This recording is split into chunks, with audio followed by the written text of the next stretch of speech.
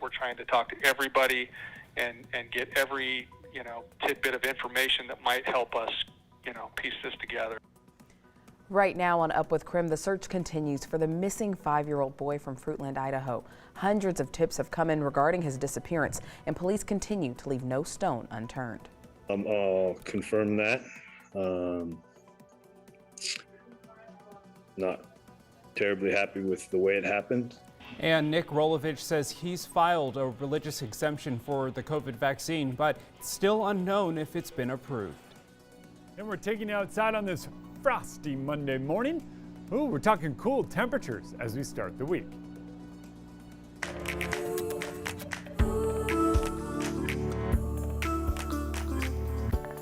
Up with KREM begins now.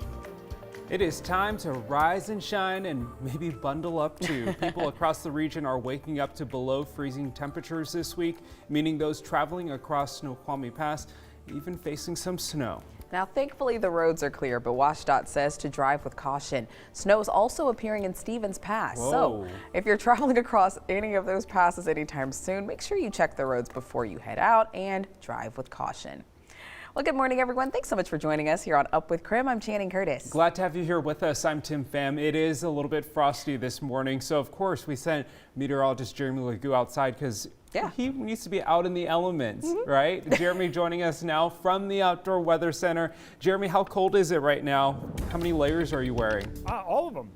And I have wool socks on because I'm ready for the day. And as I look around, the grass up here on the South Hill has a nice layer of frost on it. And as I look out into the parking lot, I can see a car out there with a nice frosty windshield.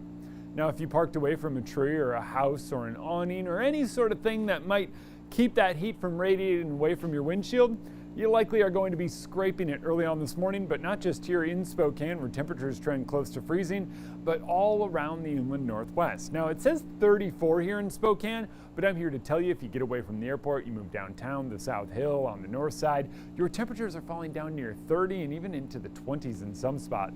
22 in Deer Park, 27 in Sandpoint, and 25 in Coeur d'Alene. It is chilly. And those temperatures are trending about 15 to 25 degrees colder than where they were yesterday. So yes, it feels cold. And yes, it is going to feel cold through much of the day today. And yes, tomorrow morning winds up even colder than where we currently sit. And for that reason, we have freeze warnings and frost advisories down to our south and out to our west, because those places have not yet experienced this type of cold. We have, and we're likely going to do it again. As that colder air starts moving in, it's radiative cooling right now that's causing all of this cool down. But with clear skies and calm wind, temperatures climb. A 25-degree jump this time of year, pretty big deal. We're in the mid-50s later on this afternoon, but even by noon, still in the 40s, so it's a chilly mid-50s today. WSU head coach Nick Rolovich says he has filed a religious exemption for the COVID-19 vaccine. Rolovich previously would not share the reasons why he wouldn't get the vaccine, and he made the announcement back in July that he will not get the vaccine a month before Governor Inslee announced all state workers must be vaccinated. So Rolovich's mentor and former University of Hawaii football coach June Jones revealed the exemption filing to USA Today. I'll confirm that. Not terribly happy with the way it happened. At WSU, all vaccine exemption requests are reviewed in a blind process, meaning those reviewing them will not know the identity of who filed them. Have you received a response from the university? Billy, I don't know how deep I'm going to get into that. I have not, but that's probably where I'm going to leave it right now. Now, Coach Rolovich has not said if his exemption has been approved. So there are some religions that are not opposed to vaccines. Pope Francis has urged Catholics to get the COVID-19 vaccine and says that getting the shot is an act of love. Leaders in the Church of Jesus Christ Latter-day Saints are also urging members to get the vaccine, and Buddhism, Hinduism, Islam, and Judaism also allowing vaccinations.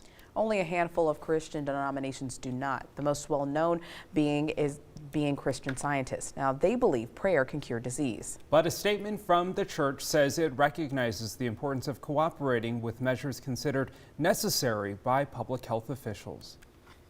Another big story we've been tracking for several weeks now. The search for Michael Vaughn is stretching beyond 10 weeks in Fruitland, Idaho. Fruitland police and the community have been searching for the missing 5-year-old tirelessly.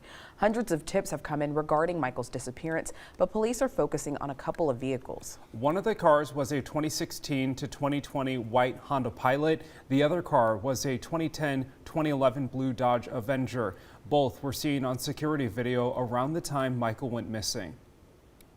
These people are not suspects or persons of interest, but it's important for us to talk to each one of them. That helps us complete the picture of the events that took place that evening, and that is the reason why we're seeking these people. We're trying to talk to everybody and get every, tidbit of information that might help us, piece this together. Now, police don't have a suspect or person of interest yet in this case. Anyone with information is urged to contact the Fruitland Police Department. There's also a reward for Michael's safe return, which is up to $40,000. 7:06, it is time for your morning rush. More news in less time. Gonzaga head basketball coach Mark Few has been suspended for 3 games following his DUI arrest last month. He will miss 2 exhibition games and the first game of the regular season against Dixie State.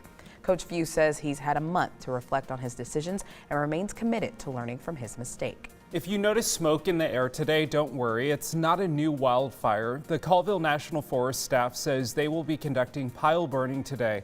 This is an effort to reduce hazardous branches and debris from forests to prevent wildfires. The goal is to restore the health and resiliency of the forest.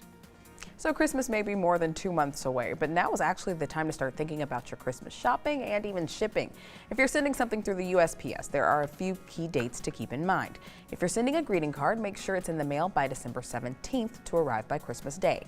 First class packages can also be mailed by the 17th, but for priority mail, your deadline is the 18th.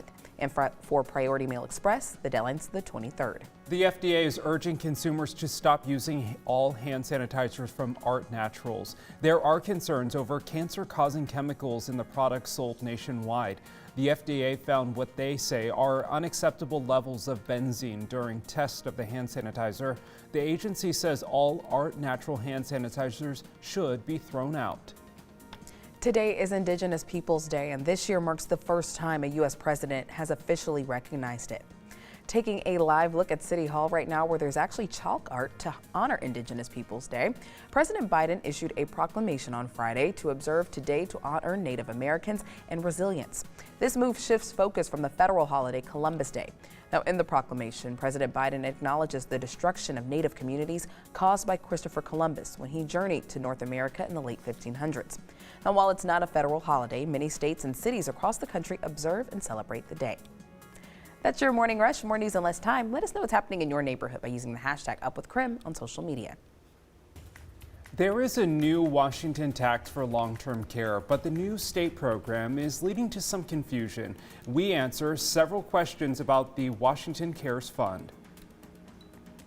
As we continue our celebration of Hispanic Heritage Month, we're looking at a program at the University of Idaho helping students make the transition to higher education.